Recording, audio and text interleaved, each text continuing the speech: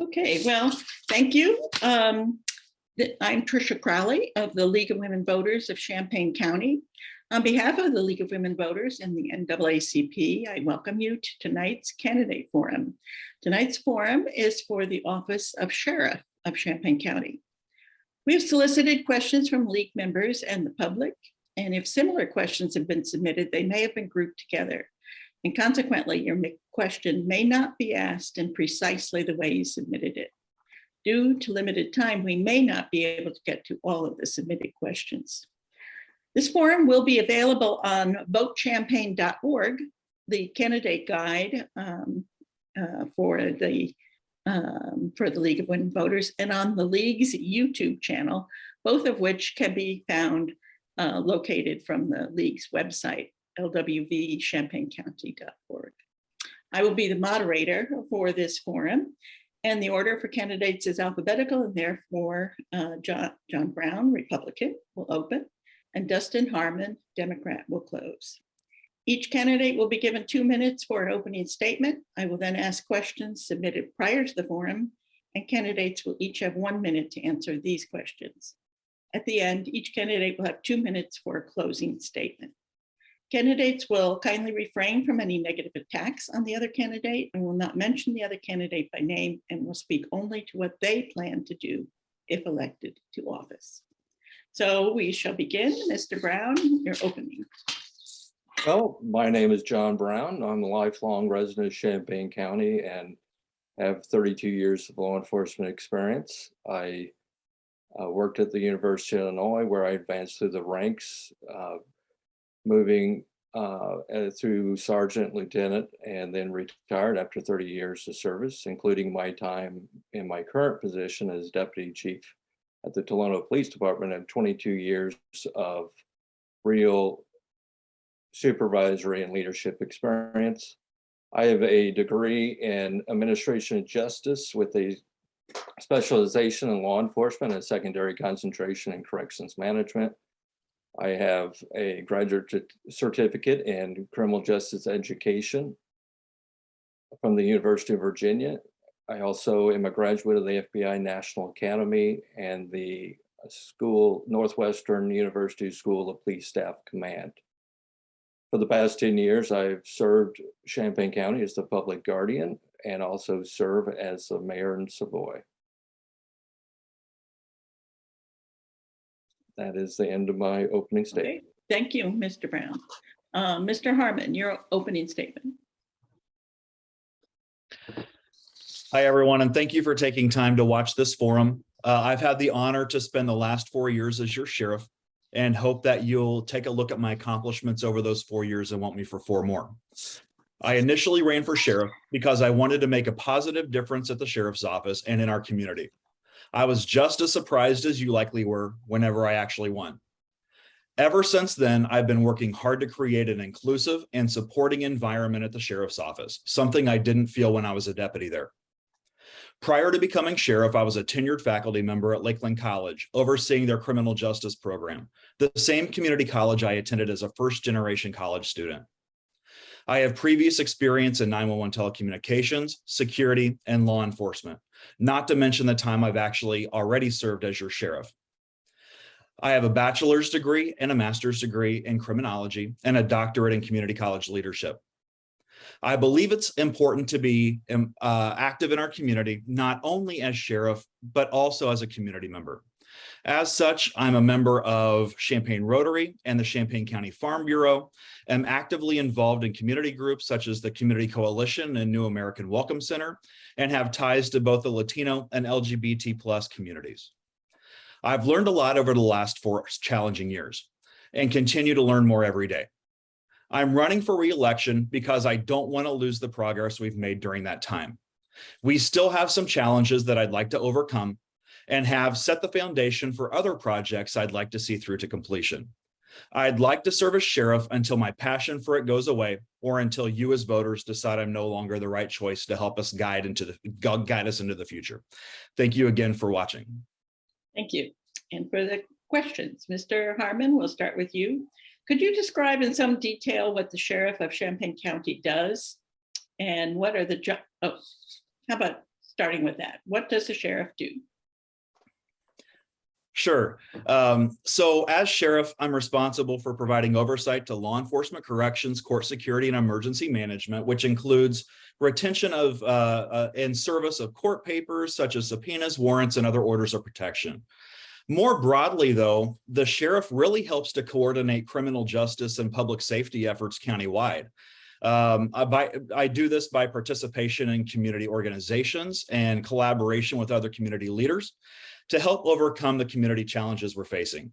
A good example of this is at the beginning of COVID-19, where I helped to lead the implementation of countywide policies and procedures to help keep first responders safe and healthy so they could still respond to emergencies. Another example is participation in the community coalition so we can help address gun crime at the root causes, in addition to the enforcement component needed by law enforcement. The sheriff is very much a community leader. Thank you. And Mr. Brown, could you describe in some detail what the sheriff of Champaign County does? Well, in Champaign County, the sheriff is primarily an administrator, controls the internal operations of his office, has overall oversight of its planning, budgeting, hiring, has certain statutory duties, such as he's the conservator of the peace for the county, provides police protection to unincorporated areas of the county or by contract, assists other law enforcement agencies in the performance of their job. One of the primary duties the sheriff has is custodian the courthouse and warden the jail of 300 inmates that he's responsible for, handles courthouse security, required to attend court, is in that status as an officer of the court, and is responsible for executing court orders, judgments, warrants, etc. And of course, is the director of emergency planning and supervisor of safety. Thank you. And Mr. Brown, could you tell us what job skills are necessary to perform this job? Well, the skills that are necessary, you need to have planning and organizational skills. You need leadership skills. And as I mentioned, I have advanced courses in those subjects at the FBI National Academy and the Northwestern School of Police Staff Command. You need good verbal and written communication skills, problem solving skills, conflict resolution, listening skills, and decision making.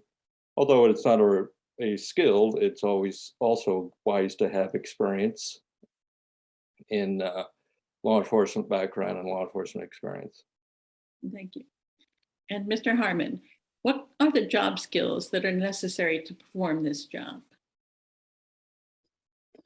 So some of the job skills that I have used over the last 4 years, knowledge of multiple aspects of the criminal justice system. You know, law enforcement is one aspect of multiple that the sheriff has jurisdiction over. Effective communication, strategic planning, innovative thinking, personnel management, our ability to delegate. That's a big one too. You know, as sheriff, if I was involved in the day-to-day operations of every single aspect of the sheriff's office, I would never have the opportunity to look at the big picture. And so that ability to delegate is really important. Budget management, the personality to successfully collaborate with a variety of internal and external stakeholders is a big one.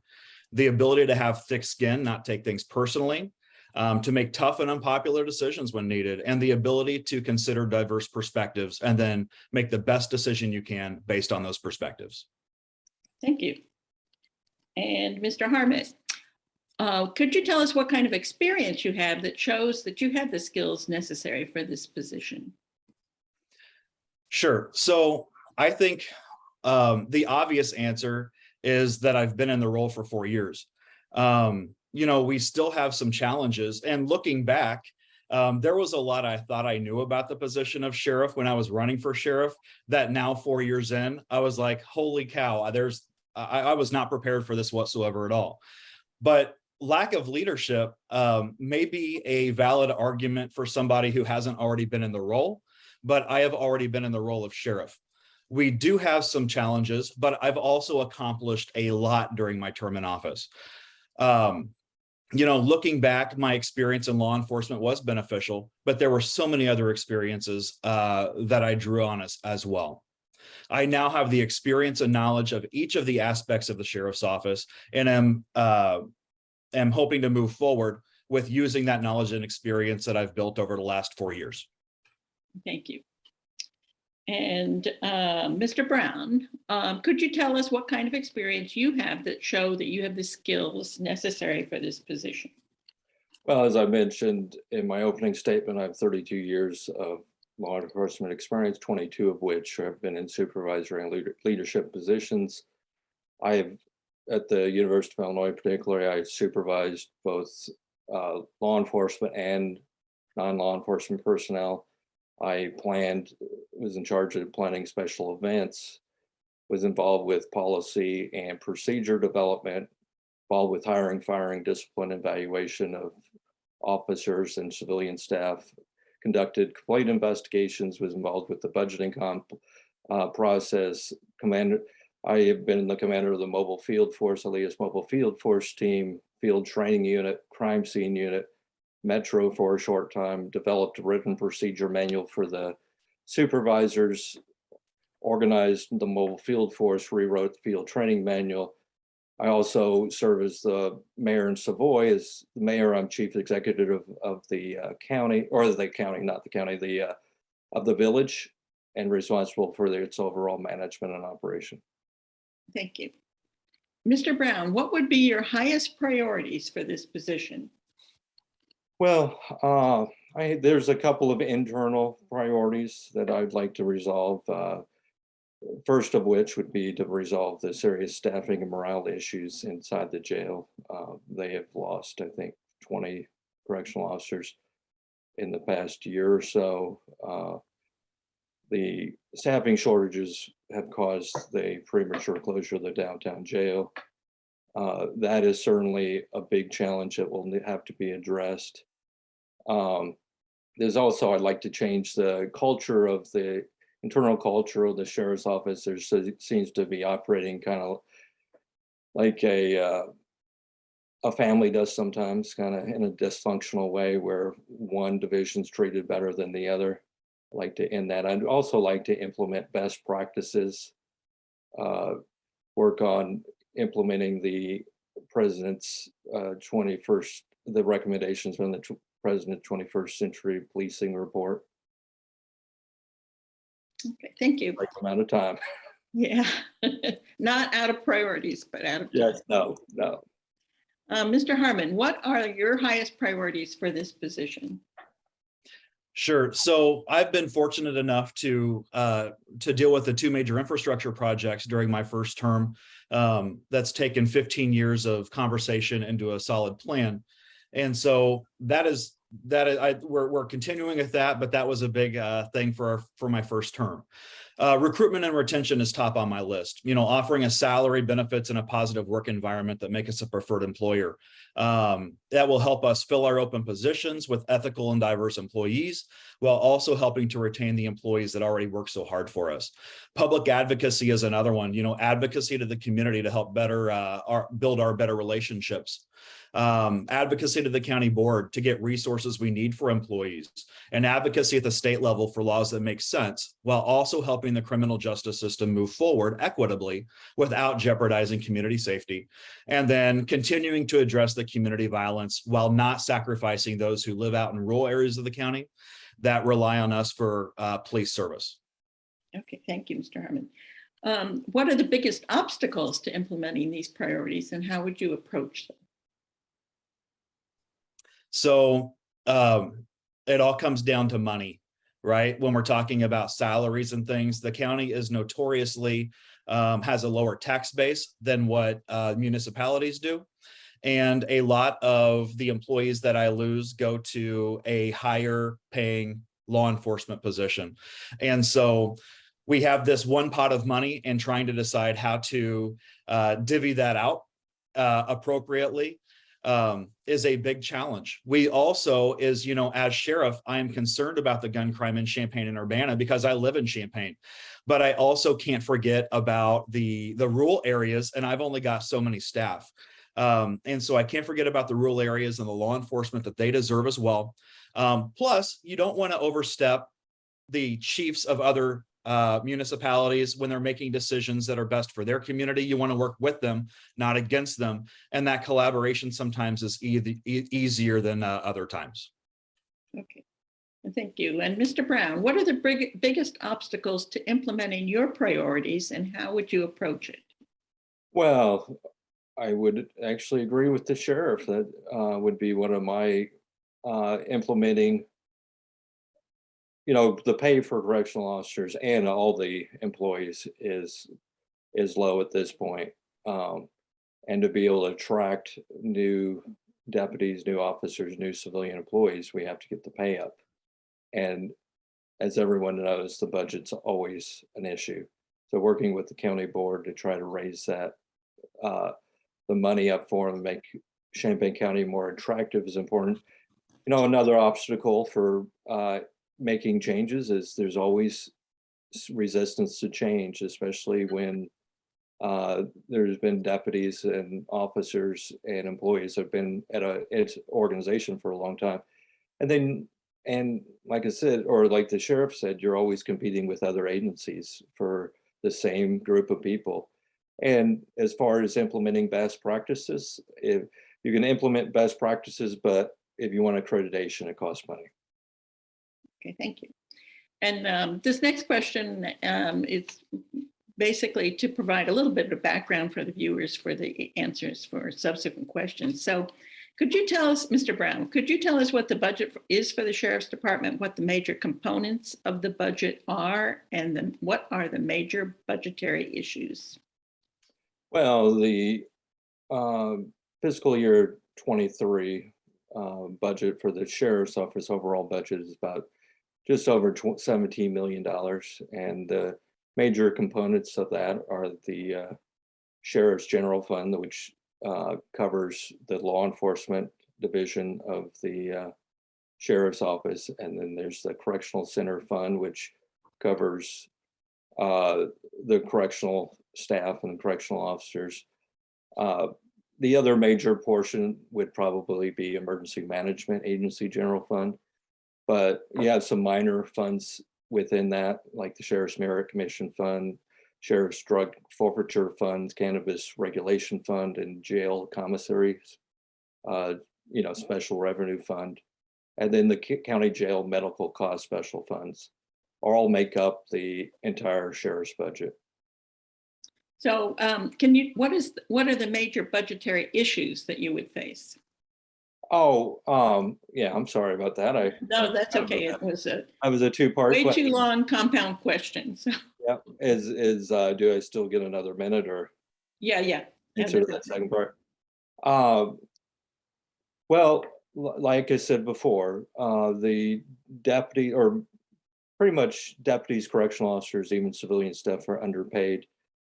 There's the new budget as proposed has not added money to when those deputies and officers get raises through their contract negotiations.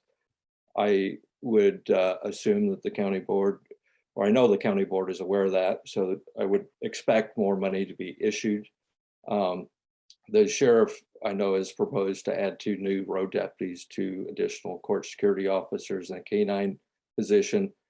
However, what concerns me is those funds are requested through the ARPA money.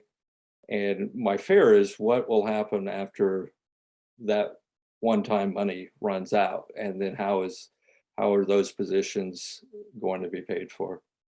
So that we'll have to work with the county board to come up with the answers to those questions. Okay, thank you. So, Mr. Heuerman, I'll break this question up into 2. Can you tell us what the budget is for the Sheriff's Department and what the major components of the budget are? Sure, and I don't mind just taking a couple extra seconds and addressing them all. I mean, each of them if you want me to. So since John already addressed both of them. So, I mean, my answer isn't going to change from what John said. In fiscal year 22, we had about $14.2 million budget. In 2023, we have about a $16.8 million budget. That's broken down into law enforcement, corrections, and emergency management. It's also broken down into capital asset replacement. So, new RMS system, new radios, things like that, that are more capital related.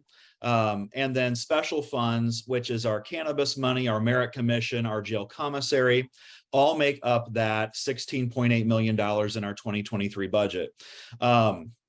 Just a point of clarification is none of those additional that I'm aware of, none of those additional positions that I've asked for are actually out of ARPA because of the sustainability issue. I want to make sure that we sustain these positions. But ARPA is another way that we can fund some things if we need to. And we really tapped into that resource in 2022. When it comes down to budgetary issues we could face, salaries are a big one. As I mentioned earlier, I would love for my deputies and correctional officers and court security staff and even record staff to be paid more than any other agency in the area. So we are always collecting the best and brightest and diverse employees that we can get. There is a limited amount of money, though, that we have to share among all of our elected officials.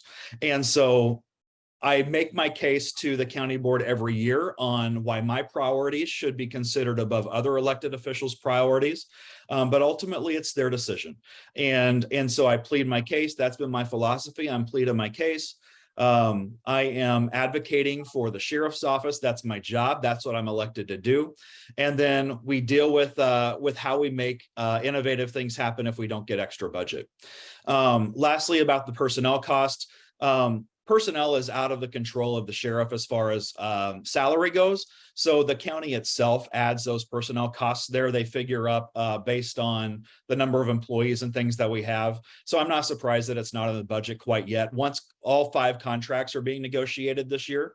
And so once those contract negotiations are finished, they will then add the subsequent salary increases to those positions. Okay, thank you. And Mr. Heuerman, where does the revenue for this budget come from, and are you responsible for any revenue generation? Sure. So a lot of the revenue for the sheriff's office and criminal justice in general in the county is by tax dollars. Property taxes is an example. We have public safety sales tax that goes to fund our justice system. Those things all contribute to the budget of the sheriff's office, and we don't nearly bring in what we spend. The sheriff's office does not, but we do, we do get some revenue from citations. We get some revenue from court fines and fees, from bonding fees. We also can supplement that a little bit through grants and those things that usually have a matching opportunity, or they usually have a matching obligation. And then the county is required to continue that once the grant runs out. But all of those are areas where we draw from our budget. And all of those are ways that we also help contribute to our budget as well. Thank you. Now, Mr. Brown, where does the revenue for the budget come from? And are you responsible for any of the revenue generation? Well, I feel like this is going to be a repeat because I think the sheriff hit most of them. Most of it comes from the general fund, which includes such things as property taxes, shared state revenue, sales tax. A portion of the sheriff's salary is reimbursed from the state. I think quite a large portion of the sheriff's budget is reimbursed from the state, along with other just not the sheriff, other county office holders get their budgets reimbursed, or a large portion reimbursed by the state. As far as collecting fees, I would agree that there's some fees collected or money collected through asset forfeiture, court fines, booking fees, which will go away at the beginning of the year. And then also the biggest one for the sheriff is the fees collected for civil process.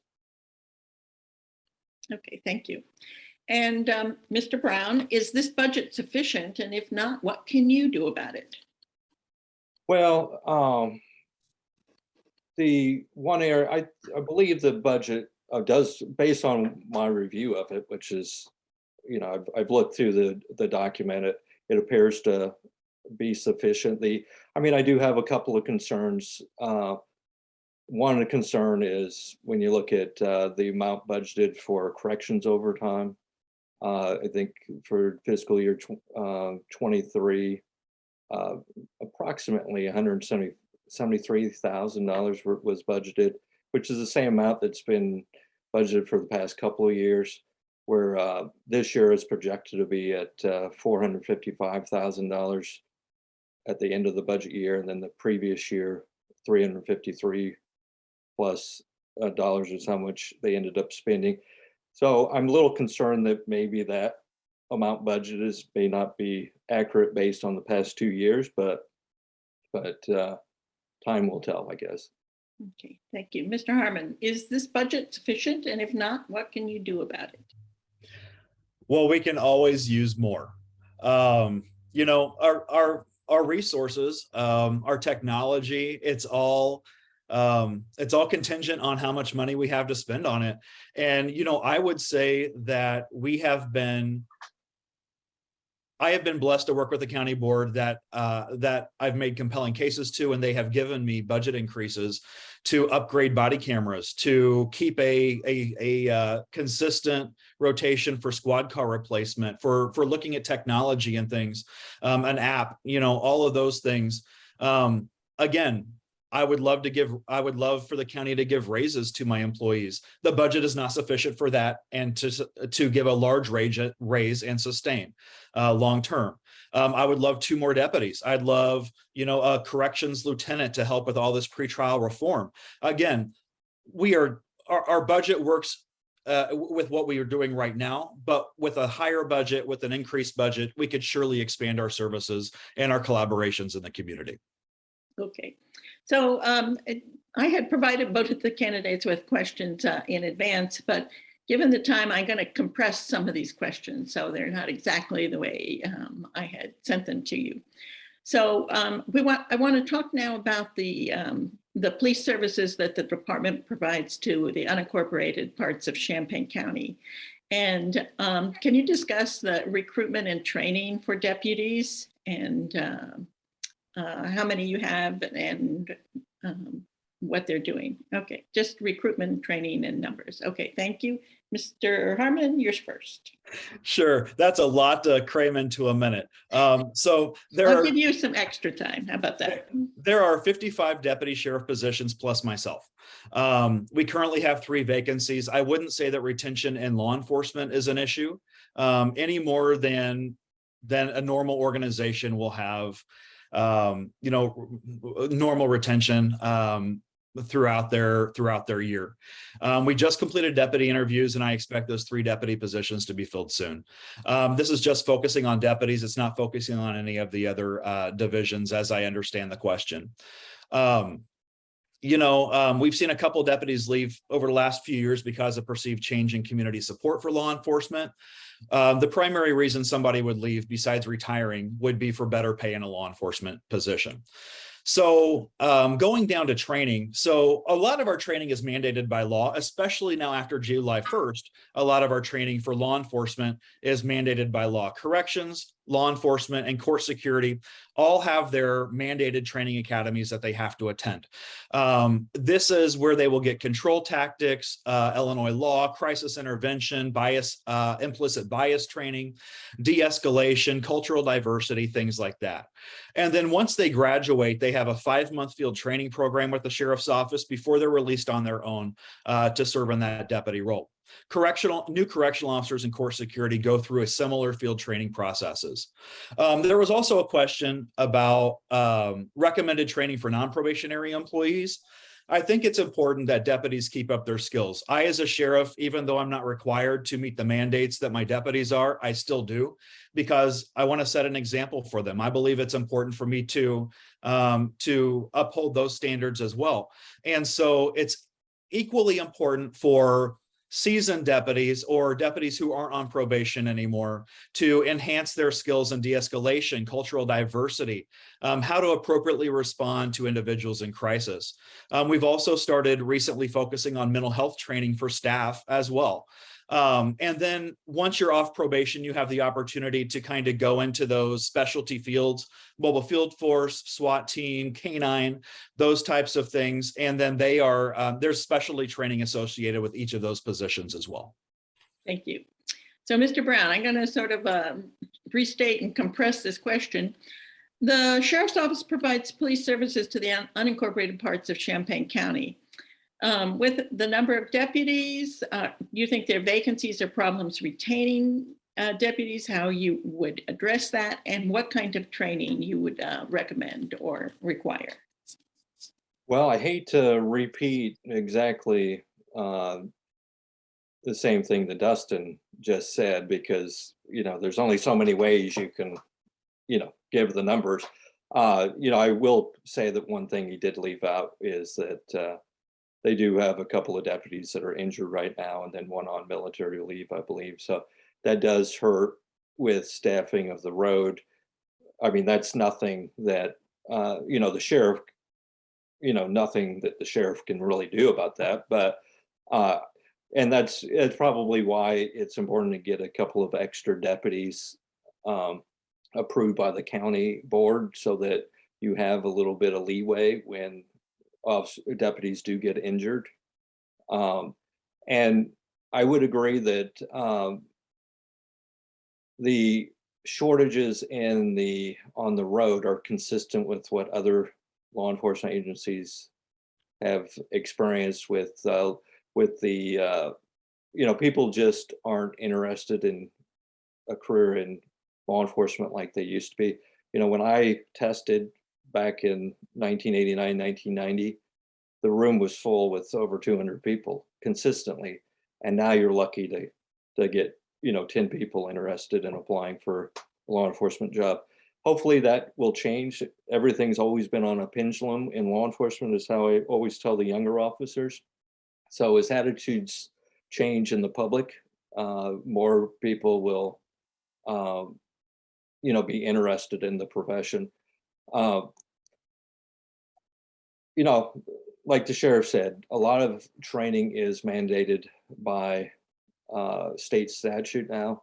A lot of the types of extra trainings that we used to do is at the U of I, like cultural diversity and so forth, is now mandated, which I believe is a good thing. So I'm trying to think of an original way to answer the same question that has already been sufficiently answered. So, okay, all right. Mr. Brown, how does the gun violence in the cities affect the county? Well, the gun violence last year increased in the areas patrolled by the sheriff's office by, they had, I believe, 27 instances, which was up about 13%. But so far this year, as of last week, I think they had 11 instances of confirmed shots fired. So it looks like the trend in the areas patrolled by the county are consistent with what we've seen in Champaign-Urbana, which is a decrease in the amount of gun violence, at least so far this year. Let's just hope that trend continues. But most of the shooting instances occur in unincorporated areas that are adjacent or join the cities of Champaign-Urbana. Most people don't even realize that the areas where I'm talking about are not incorporated. There are instances of people that are involved with those types of instances moving to some of the rural communities because there's less police protection, and then they travel to Champaign-Urbana, when they, what I'll say, misbehave or be involved with gun violence. And the other thing, deputies routinely assist other local law enforcement agencies when they respond to incidents of gun violence. That may be on the scene with those officers from Champaign-Urbana, or it may be handling their calls for service while they're investigating these crimes. And then, of course, the sheriff's office does have a deputy that's assigned to the drug or street crimes task force, which one of their primary purposes is to address the gun violence in Champaign-Urbana and the county for that matter. Thank you.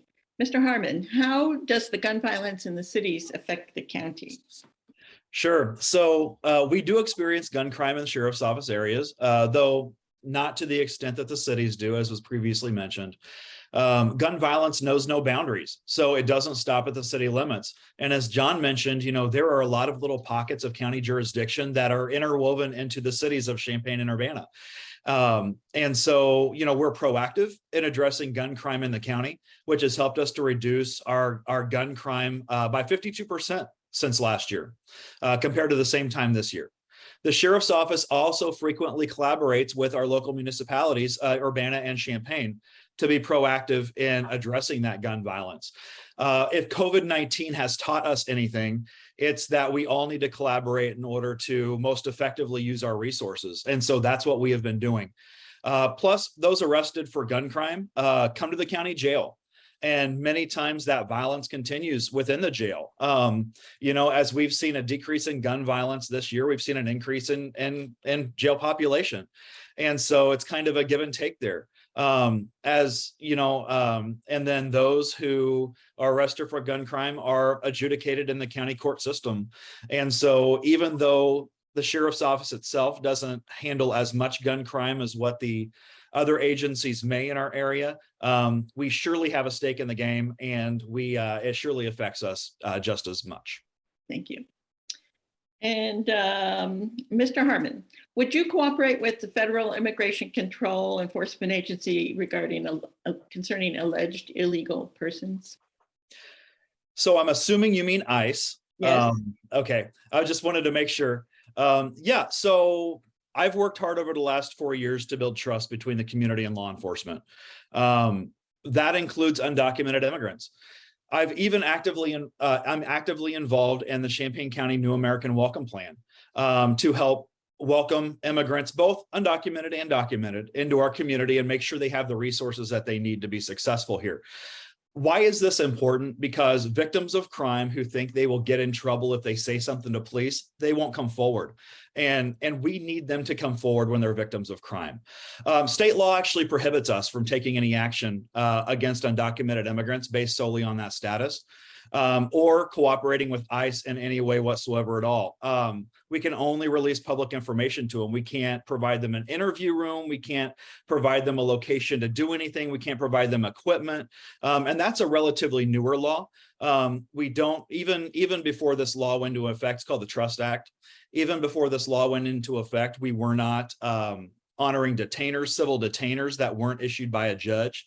The one exception would be for immigration and law enforcement or corrections would be, we have a legal obligation to notify a consulate if somebody from a foreign nation is in custody. And so we have to at least determine if that requirement needs made or needs fulfilled or not. But it's a relationship that I've worked on the last 4 years, and I plan on working in the next 4 as well. Okay. Mr. Brown, would you cooperate with ICE concerning alleged illegal persons?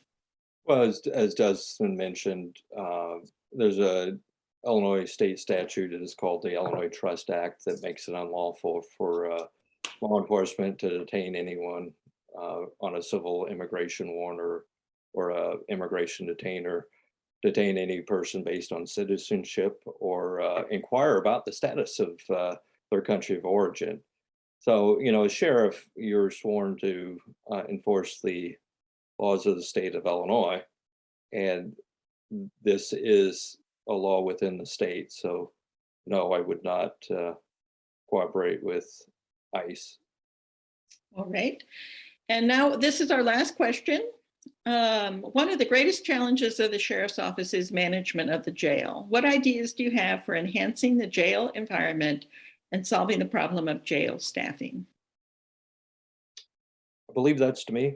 Yes, Mr. Brown. Okay, that's what I thought. I couldn't remember if you called out my name or not. Yeah, so. right. Well, I mean, one of the most important things as sheriff that I will do is you have to be present in the jail.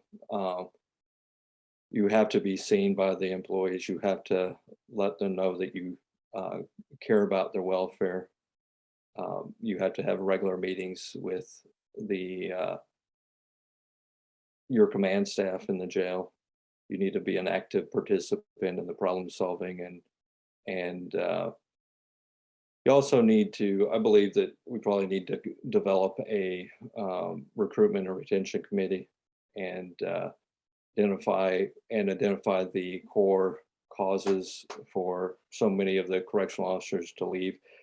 And unfortunately, over the past couple of months, pay has also become an issue and a problem with recruiting, especially correctional officers, but even road deputies and so forth.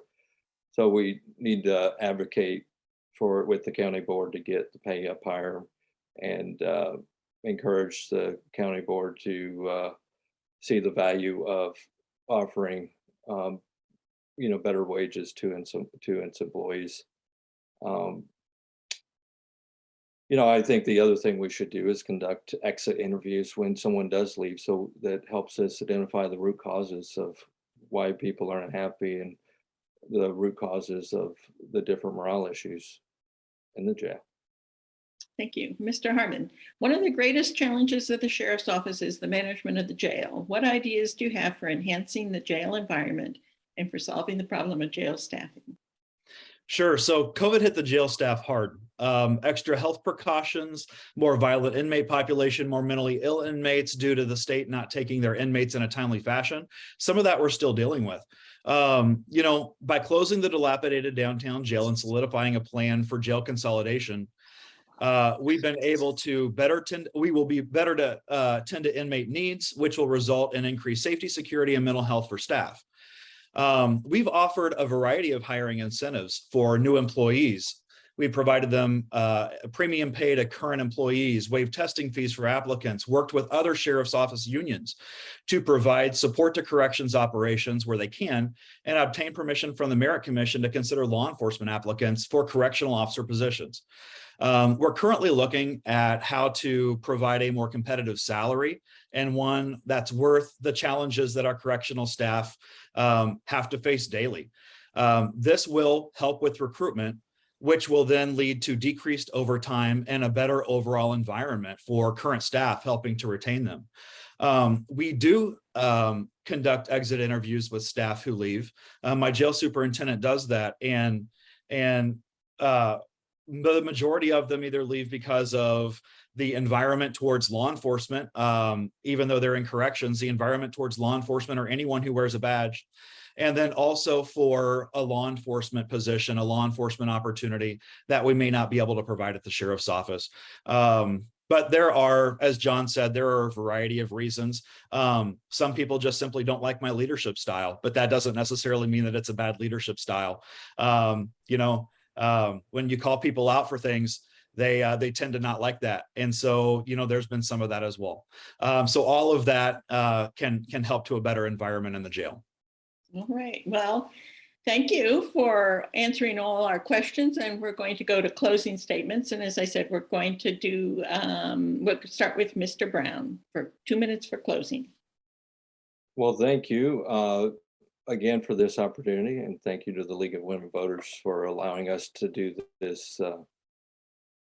I guess we call it a forum, but I'll just start by saying from an early age, my parents taught my three brothers and me the importance of putting people first. I've never forgotten that throughout my 32-year law enforcement career. My entire adult life has been committed to public service, both inside and outside law enforcement. It is all about people and relationships and putting people first, like I said. As sheriff, I will continue to put people first by working with other law enforcement leaders to address violent crime and increasing community outreach. I will provide proper oversight to the day-to-day operations of the sheriff's office and be engaged with those activities. I will face challenges head on, especially the critical staffing morale issues in the jail. And I will implement best practices. Putting the people of Champaign County first means electing a sheriff with real experience, proven leadership, and trusted judgment. And why, once again, thank you for this opportunity, and welcome voters who are interested in learning more about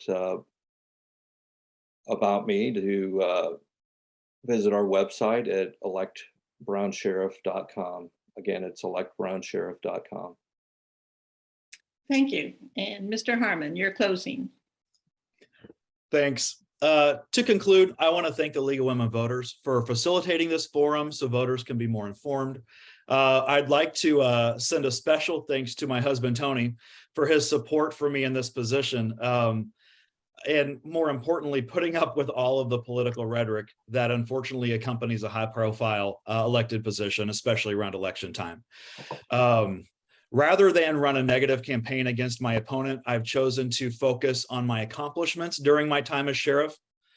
There have been challenges, and we continue to work on ways to overcome those challenges. There have also been a lot of accomplishments that shouldn't be forgotten. I don't want you to vote for me because I tell you to. I want you to vote for me because you've done your research and you feel I'm the best choice to continue in this role. Being sheriff is challenging, and the person in this role has to be able to make difficult decisions that may be unpopular.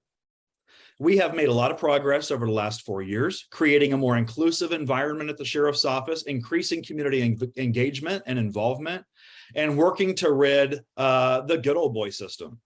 We've laid a solid foundation for the future, despite a global pandemic and all of the unexpected challenges that have accompanied it. I'd hate to lose the progress we've made. I hope you use this forum as one of the pieces of information you consider when deciding who deserves your vote this election time. If you like what I've done, I hope you'll give me 4 more years as your sheriff. Thank you. Thank you for both of you for participating in this forum. And thanks again to the League of Women Voters and the NAACP. And very special thanks to Michelle Cooper for keeping us on time. Just a reminder, it's not too late to register to vote. You can register and vote all the way up until Election Day. And the information for how to do this is available on the League website and on the county clerk's website. So thank you, and go vote. Thank you.